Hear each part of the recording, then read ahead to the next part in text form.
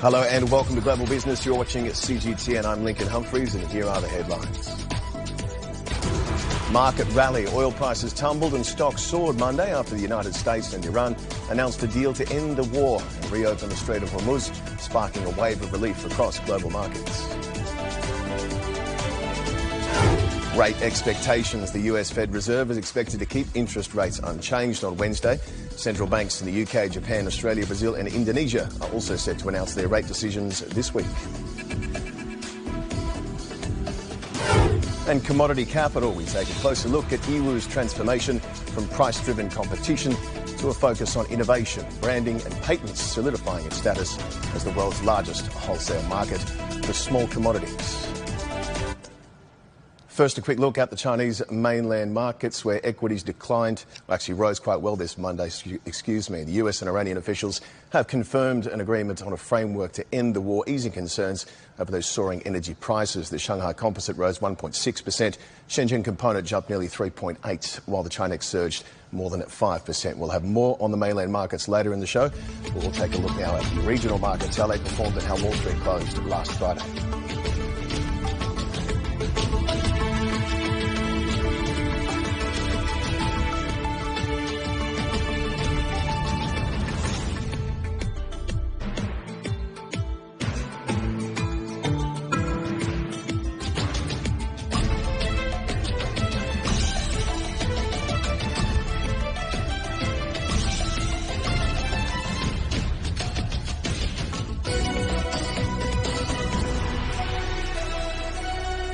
US and Iranian officials have confirmed an agreement on a framework to end the war, halt the US blockade on Iranian ports and reopen the Strait of Hormuz.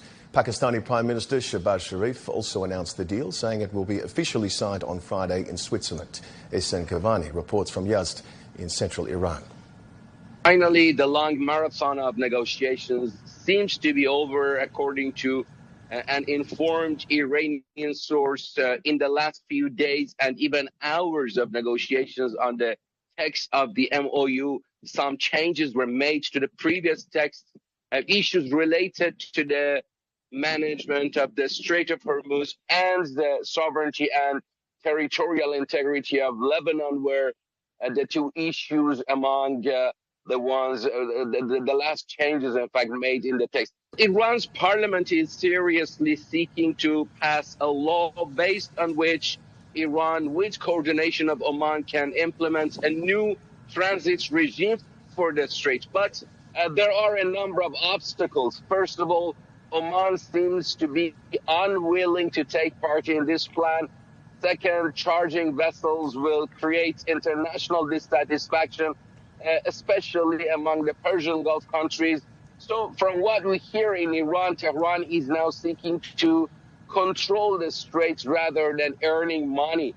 After all, Tehran is considering the Strait of Hormuz as a leverage in the future, so that if other parties do not fulfill their commitments in this MOU or any future peace deal, closure of the strait would be an option for Tehran again.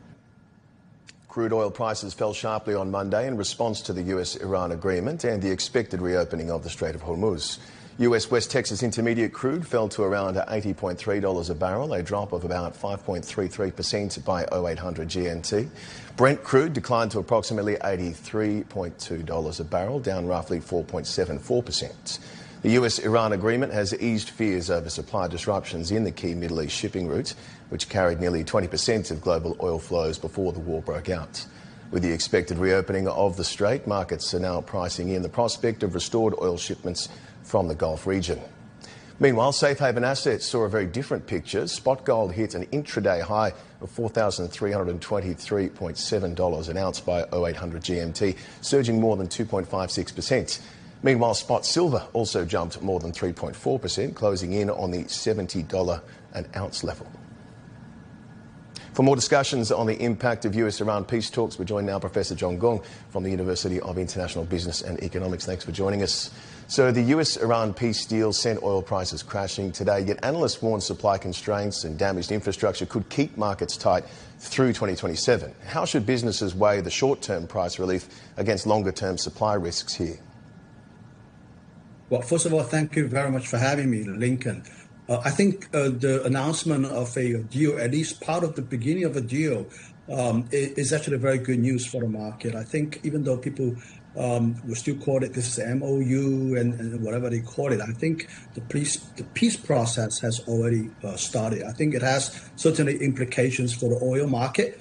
And oil price has been on decline for some time. I think, in addition to the peace prospect associated with this war, I think probably a more important reason is that people start to realize that even after the ending of this war, there will be a structural change in the energy market in terms of the demand for oil. One very important evidence that people have already started to realize is that in April and May time period, China has imported way less oil than it used to, and we're still doing fine. If you look at our lives here in China, it hasn't really been affected. I think the extent of fossil oil, the role it plays in the modern economy is starting to be more and more realized by people. Its role is being diminished, and more activities and companies and people are resorting to new energy source. So I think it's a clear indication that oil price probably in the long run is on a decline. And in the short run, I don't see it really going back again, given the fact that it looks like at least the peace is around the corner, if already we're in this corner already. Despite the easing tensions right now, gold surged above 4,200 an ounce there. Is this driven more by macroeconomic uncertainty, inflation, dollar weakness, some monetary policy shifts we're seeing, rather than just by war risk alone? Well, I think it's a combination of things. I think the prospect of U.S. economy, the inflationary situation in the United States, the peace process in the Middle East, all of these things play a role in driving the commodity prices. I think at least in the short run, this is actually very good news for the inflationary forecast for the United States. That means that interest rates probably is not going to go up anytime soon. And from Trump administration's perspective, they don't want to see the interest rate going up. So I think that's actually not so good news for the gold and other precious metals. So I think this is probably one of the things that are driving the commodity prices. So beyond oil, copper rose 0.8%, European gas fell 3.1%, sugar dropped with weaker oil dragging on ethanol demand. Which other commodities should investors and supply chain managers be watching for some asymmetric risks or opportunities? Yeah, well, I think copper is a little bit different from other commodities. I mean, copper is one of the most important commodities in an electrified economy. More and more things are being switching to energy sources of electricity, and that needs copper. Copper is going to be used everywhere. So I think over the long run, the prospect of copper is quite optimistic. Other products, other commodities, depends on market conditions. May go up, may go down. But I think in general, a peaceful environment is conducive to a sort of stable price environment we're going to be facing in the next months or in the next few months or two.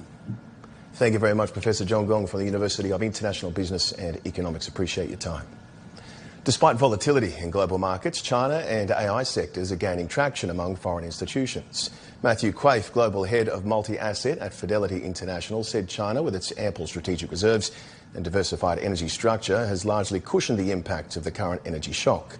He added that investors are beginning to see growing long-term value in China's hardware sector. Nikhil Mehra, Head of Multi-Asset Strategies and Solutions for Asia Pacific at BlackRock, said Chinese equities, particularly A-share AI-related sectors, can play a very important role in investment portfolios. With geopolitics becoming more complex, global institutions are rethinking the definition of safe haven assets. Many institutions still expect the global economy to continue expanding in the second half of the year, though growth momentum is becoming increasingly uneven. Now, for more on some growth momentum and a closer look at the equity markets, let's check in with Timothy Pope in Shanghai. Sentiment looking much stronger on the Chinese mainland markets after the announcement of a deal between the US and Iran. What were you tracking today? Hi there, Lincoln. Yes, the announcements by both the US and Iran that they've agreed a framework MOU for ending the war really put the markets in probably one of the most optimistic places they've been in for the last couple of months, especially since it comes off the back of the successful SpaceX IPO last week. The news of a Middle East deal to be signed probably in Switzerland, probably on Friday, increased the risk appetite for the Chinese mainland investors. The Shanghai Composite's early gains were actually a bit tentative, but it closed 1.6% higher, just a shade below 4,100 points. The Shenzhen Component surged 3.8% by the close of trade, and the China Export added 5.3%. This was largely thanks to strong gains for tech stocks, chip companies and those in the AI sector in particular. There's some sentiment spillover, of course, from the SpaceX IPO last week, and also this step towards a proper peace deal has probably been seen as a green light, I think, for investors. A sub-index tracking AI stocks was up 5.7% in Shanghai, and the sector bellwether Capricorn added 7.6%. But there is possibly a reason why the gains on the Chinese mainland might have been a bit more muted than they were on the other regional markets today, and that's because the fuel situation here is less critical than in a lot of other countries, and according to recent data, it has changed a lot, even in just the last couple of months. Reuters has reported that petrol, gasoline sales at Sinopec pumps was down 8% in April, with diesel sales down 6%. That's pretty significant just for 1 month. It has been falling anyway, but those falls were at a much accelerated pace. And Goldman Sachs says that demand for petroleum and associated products fell 20% in China that same month. This points to China having adapted very, very quickly to rising oil prices and just the idea of scarcity in the future. But that does, of course, also remove some of the impetus towards a significant relief rally on the mainland markets today. Now, that stronger sentiment was also being felt around the region. We saw markets rising both Hong Kong and Tokyo. Can you tell us more about what was happening there? Yeah, well, the sentiment was stronger in some places than others, Lincoln. Some of the regional markets enjoyed a strong relief rally today, but Hong Kong wasn't really one of them. The Hang Seng added 0.5%, set alongside the mainland gains and what we saw in Japan, and a 5.3% jump for Korea's Kospi 200. The Hang Seng really was limping along at the back of the pack today, and despite all the good news, it still looks very, very range-bound and unable to make much traction above 25,000 points. There was one very clear winner in Hong Kong today, and that was Knowledge Atlas Technology, also known as Zhipu AI. You'll remember it's only about a week since this stock started trading on the Hang Seng, and today it was up more than 32%. That's because the large language model AI and AI agent developer has launched a new model, which it says will be released open source. But really, that wasn't enough to spark significant gains for the Hang Seng today. Over in Tokyo, the Nikkei 225 was up very strongly right from the outset, and the index closed above 69,000 points for the first time, jumping 5.6%. The broader Topics index also hit a fresh record high, less than half a point below the 4,000 level. And that tells you, I think, how big the relief rally was in Japan, because we didn't just see the big heavyweight tech firms on the Nikkei rising, but also the much broader basket of stocks on the Topics, which often doesn't move either in the same direction or at least to the same degree as we see on the Nikkei. Notable gainers today included the aviation sector. There was a big sense of relief there, with ANA Holdings rising 6%, and SoftBank, the bellwether tech investor, was up 10%, Lincoln. Thank you very much, Timothy Pope, for us there in Shanghai. The US Federal Reserve is expected to keep interest rates unchanged at 3.5 to 3.75% on Wednesday, marking Chair Kevin Warsh's first policy meeting and news conference. Investors will be watching closely for any hawkish or dovish signals from the new head of the US Central Bank, as well as how he'll communicate as chair. Meanwhile, central banks from the UK, Japan, Australia, Brazil and Indonesia will also announce rate decisions this week. The Bank of Japan is widely expected to raise rates to 1%, while Brazil and Indonesia are forecast to hike by 50 basis points each. Up next on Global Business, we take a closer look at Iru's transformation from price-driven competition to a focus on innovation, branding and patents, solidifying its status as the world's largest wholesale market for small commodities.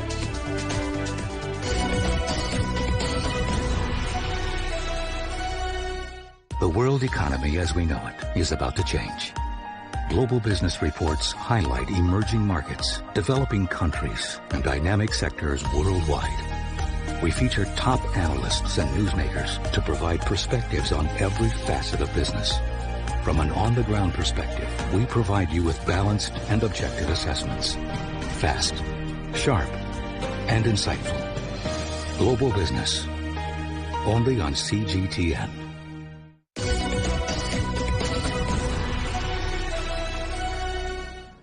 Now to the 2026 FIFA World Cup. It isn't just a celebration for soccer fans, it's also a huge global business opportunity.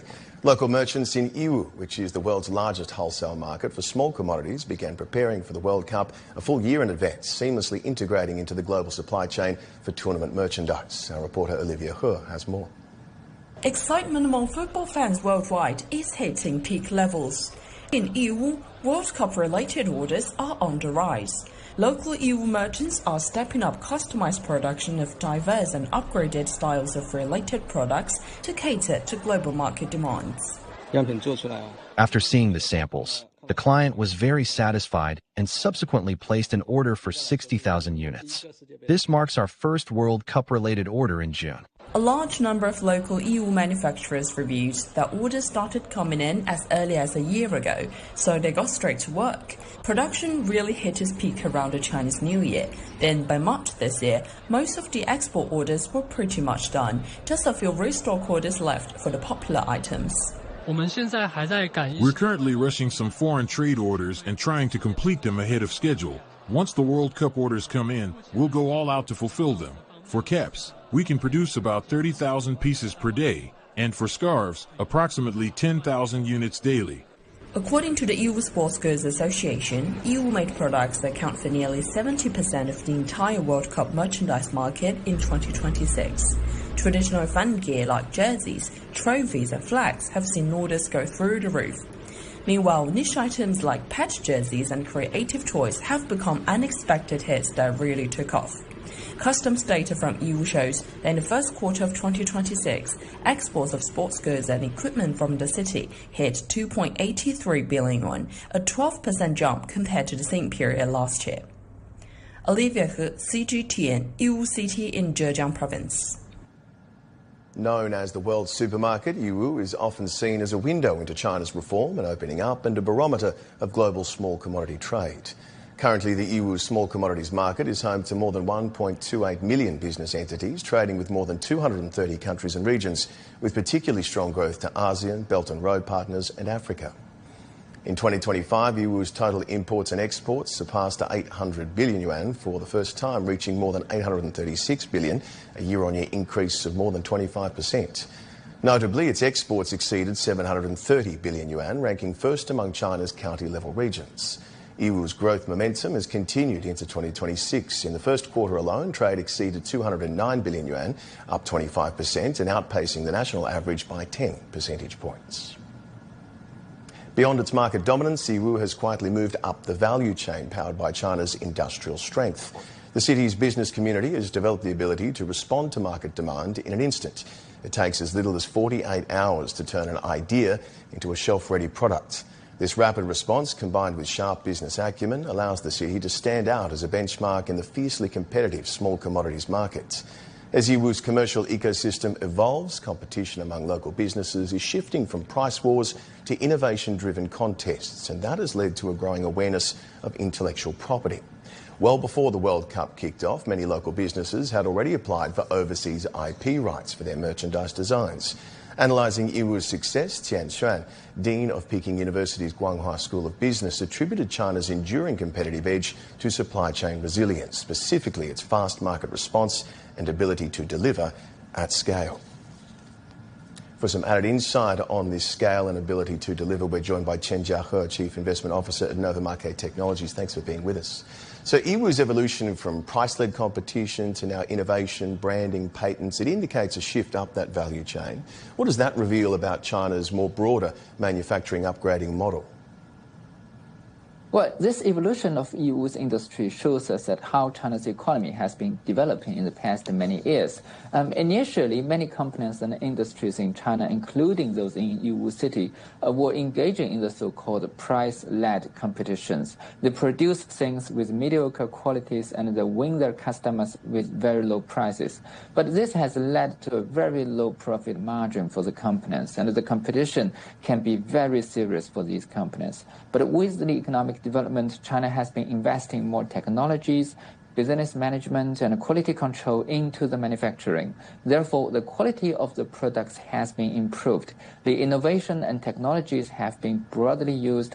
The brands have been built. Therefore, we can see that China's manufacturing is now having better and better reputation in the global market.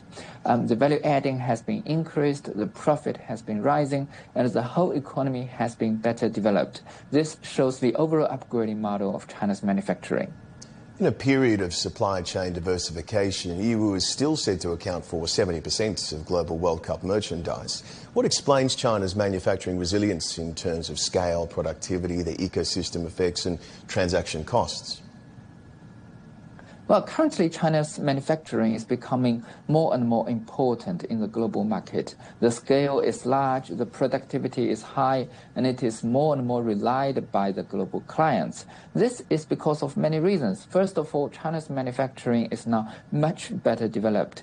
This means the productivity can be very high, the quality control can be much more perfect, and the price can be very competitive as usual. For such a large scale of manufacturing, global clients can feel very comfortable when they are doing businesses with China's partners. The supply will be stable, the business will be guaranteed. Meanwhile, China has been continuously investing heavily into the technical improvement of its industries. Therefore, the quality has continuously been increased. The brand has been built up, and the products are gaining better reputation and more profit in the global market. Therefore, that's why the manufacturing of China is now having a very important position in the global economy. How much can EU be seen as a microcosm of China's broader real economy upgrade? And what economic conditions are necessary for that kind of transformation to spread beyond a single hub? Yes, we can say that the development of EU city is an example of China's overall economic development. If we look at China's economic structure back 2 decades ago, we can see many industries were doing things with lower profit. For example, the manufacturing of vehicles were with low price as well as mediocre qualities. Back 20 years ago, the production of computer equipment was also staying at a low position in the global industry. But if we look at the economic map of China today, the new energy vehicles are now leading the development of the world. China's AI technologies are leading the global AI industry. We can see the massive development happened in the past many years. This shows us that China's economic growth is now entering into a sustainable period. China is not falling into the economic term that's called middle income trap. Currently, the per capita GDP of China is about 14,000 USD per capita. Looking into the long term, we can be pretty confident that this number can at least be doubled in the foreseeable future. And that means China will enter the group of mature economies in the world. And to sustain this development, many economic elements will be necessary, such as the input of high technologies, the investment in education, the efficiency of the market, the openness of the economy, everything. Thank you very much, Chen Jiahe. He's Chief Investment Officer at Nova Market Technologies. Thank you for your time. Still to come on Global Business. We explore how China's ports are transforming into platforms for global collaboration, deepening cooperation in shipping and logistics, port operations and low-carbon development.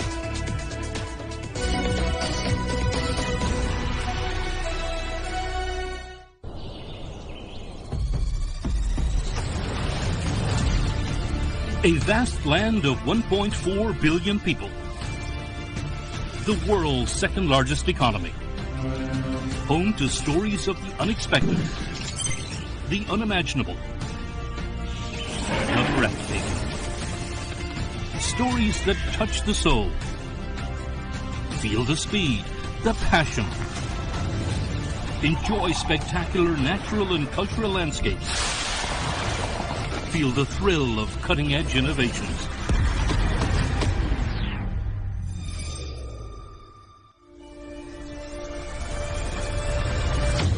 Discovering China. Global Biz. China Travel. We present a China never seen before. 24/7 at your fingertips.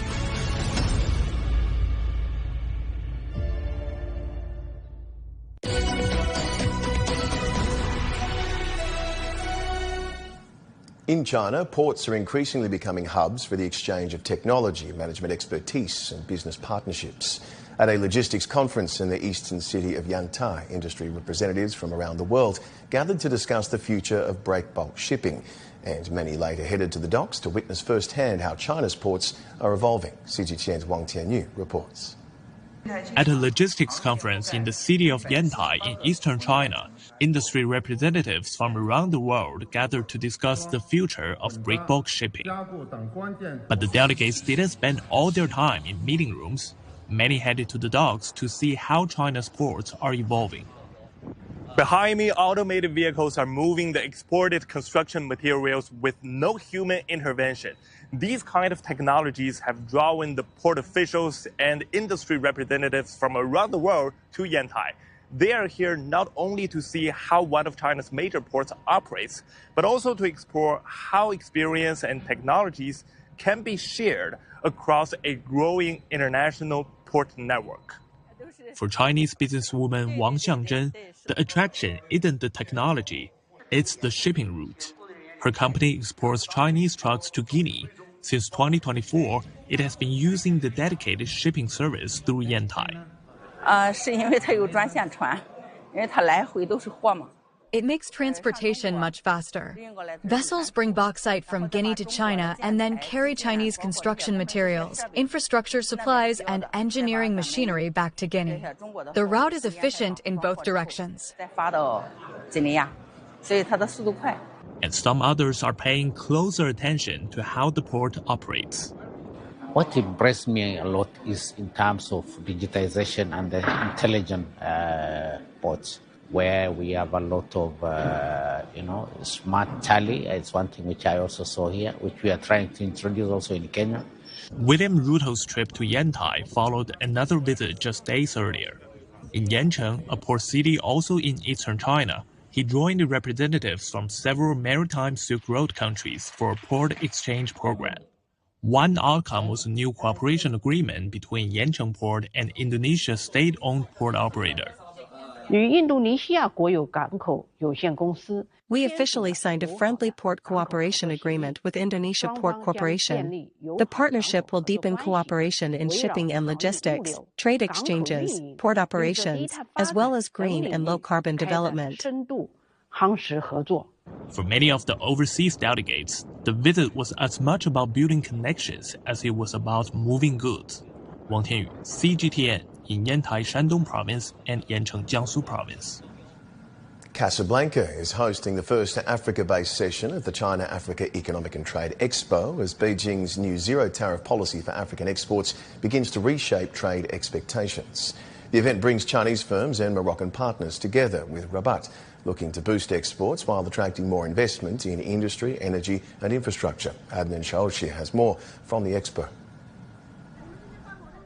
For the first time, the China-Africa Economic and Trade Expo is being held on African soil, putting Casablanca at the center of a new push to deepen commercial ties between Morocco and China. Around 120 Chinese companies, along with about 60 Moroccan companies, are taking part in this major event. Hunan Province's Vice Governor is leading a delegation of nearly 100 people to Morocco. We hope that in the future, China and Morocco, especially Hunan and Morocco, will develop even stronger ties. The expo focuses on new energy, machinery, industrial equipment, agri-food, consumer goods, and automotive parts. For Morocco, the goal is to attract investment, technology, and new export opportunities. We feel extremely honored and heartened by the strong China-Morocco friendship reflected at this expo. Lots of Chinese firms gather here in this event to present reliable Chinese equipment and technology.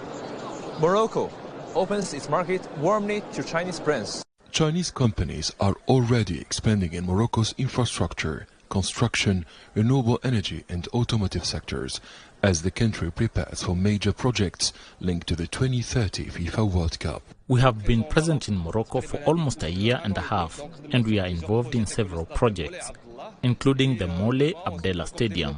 We hope to further develop the Moroccan market and strengthen the relationship between Morocco and China.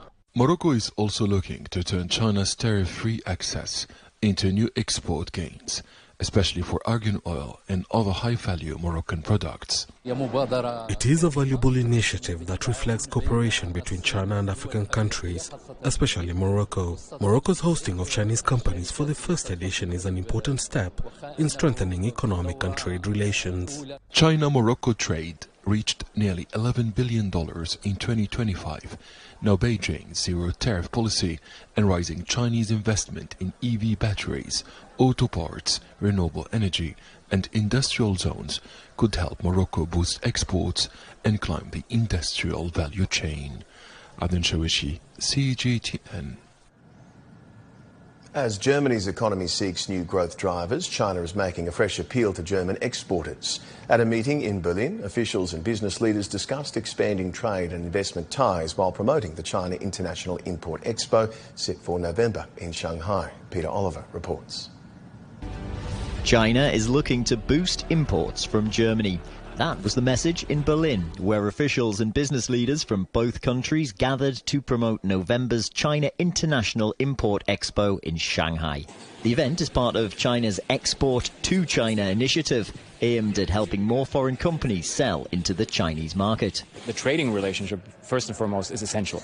And it has been for decades. And, you know, our event today is all about also figuring out how we can keep it relevant and how we can also develop new areas of cooperation. This event is also all about exporting more to China again. Germany and China have maintained strong trade ties for decades, with Germany remaining one of China's key economic partners in Europe. Chinese officials say they want to increase imports of German goods, technology and services. Officials at the forum said expanding imports from Germany could create new opportunities for cooperation in sectors including aviation, automotive, manufacturing, healthcare and industrial equipment. The discussions come at a time of global economic uncertainty, trade tensions and concerns over trade imbalances. German officials say that cooperation must continue, but that future growth depends on a more balanced trading relationship. In the end, there cannot be winners on only one side. We must make sure that there are winners on all sides. Ultimately, we need to make the cake bigger for everyone. Industry groups point to opportunities in areas including medical technology, artificial intelligence, advanced manufacturing and the green transition. Just look into the future. MedTech, you have the waste management, you have the circular economy, you have AI, you have quantum technology, you have smart manufacturing. German innovators are ready to do their part and, you know, to contribute. Many of those conversations are expected to continue in Shanghai this November. Organisers say the China International Import Expo will once again bring together thousands of companies from around the world, all hoping to turn today's conversations into tomorrow's contracts. Government officials and business leaders are clear in their message that trade between China and Germany remains crucial. Also, that both sides are committed to furthering that relationship where possible in these times of global economic uncertainty. Peter Oliver, CGTN, Berlin. Trade between China and New Zealand is thriving despite global turmoil, hitting a record 42 billion New Zealand dollars. Now the two sides are turning to smart farming technology to take their agricultural partnerships even further. Owen Poland reports from the field days in New Zealand. Farming is the backbone of the New Zealand economy, and more than 100,000 farmers attended the National Agricultural Field Days to learn about the latest technology, including a wide range of electrified heavy machinery made in China.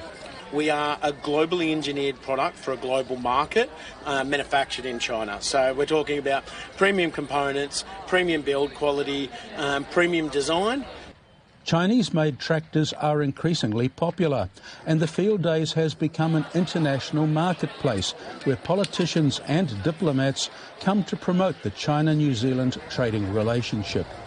Increasingly, I think there's awareness on both sides that huge opportunities exist.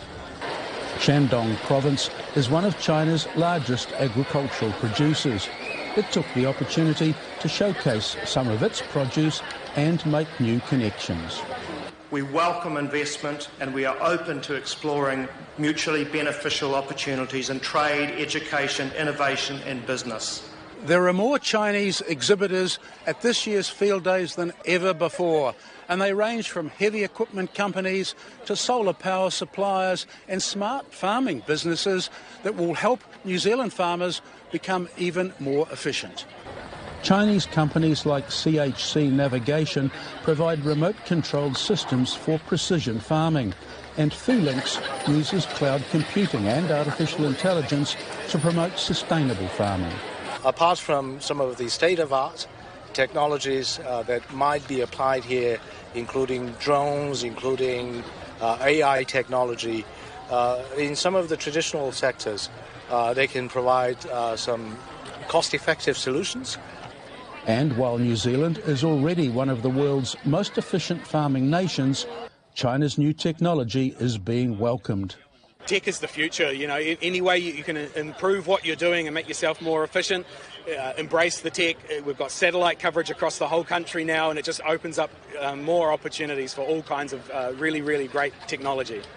A large delegation from Shandong province also took part in a special agricultural cooperation and exchange conference to promote trade between the two countries. China's high-quality development and high-level opening up will create vast cooperation opportunities for countries around the world, including New Zealand. And the aim next year is to have a dedicated Chinese pavilion at the field days to stimulate even more trade. Owen Poland, CGTN, at the field days.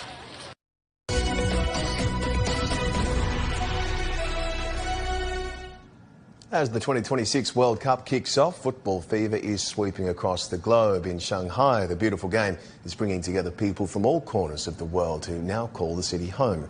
CGTN Zhang Siran headed to the pitch to experience firsthand how football is fostering community connections and fueling a vibrant local economy. 1, 2, 3, Salam dostlar. I'm Akin. I'm from Kuwait. I'm a musician. Ahoy, my name is Jan. I come from Czech Republic and I work at the Czech consulate. And this is my son Martin. I'm Martin. I love to play football. Bonjour. I'm Alex. I come from Guinea-Conakry. I've been in China for 25 years and I'm doing international trading in China. So we don't give any space on the wings. Understand? Yes. Yes. Do you want to win? Yes. Are you ready to win? Yes. Let's go! Let's go! Lokomotiva is one of 32 teams competing in a football league that has been thriving for more than 2 decades in Shanghai. The players come from vastly different cultures, but on this pitch, they're united by one universal language, football. The community resembles a United Nations of football, bringing together people from every corner of the world. Ahoy! I'm Andre from Brno, Czech Republic, and it is my honor to play mostly center back for Lokomotiva. My side job is lawyer in Shanghai. 您好, I'm Sam. I'm from Beijing. I'm an entrepreneur. My name is Tamatashi. I come from Qinghai. I'm a director. Salam.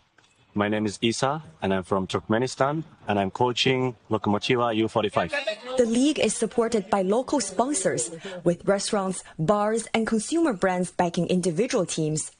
In return, players and supporters become loyal patrons, helping to create a self-sustaining economy. I've been sponsored the team for 7 years, and I love this team because this team more like a family. We have people from around the world. I've been with the team for over 3 years. I always look forward to playing football with my teammates and then grabbing a drink every weekend. Grassroots leagues are transforming China's sports industry. a new business model is shifting focus away from strictly professional sports. Now, community-based leisure sports are thriving, creating a much more diversified market. Their economic impact is profound. For Suchao, we found a 1 yuan ticket can drive over 7 yuan in related spending. Consumption is driven not by star power, but by emotional connection, supporting a neighbor, a colleague, or a friend. In Shanghai, the spirit of community and connection links each of us to the wider world. Zhang Siran, CGTN, Shanghai. Very good play. And that is it for this edition of Global Business. I'm Lincoln Humphreys in Beijing. You've been wonderful company. We'll see you next time. Goodbye for now.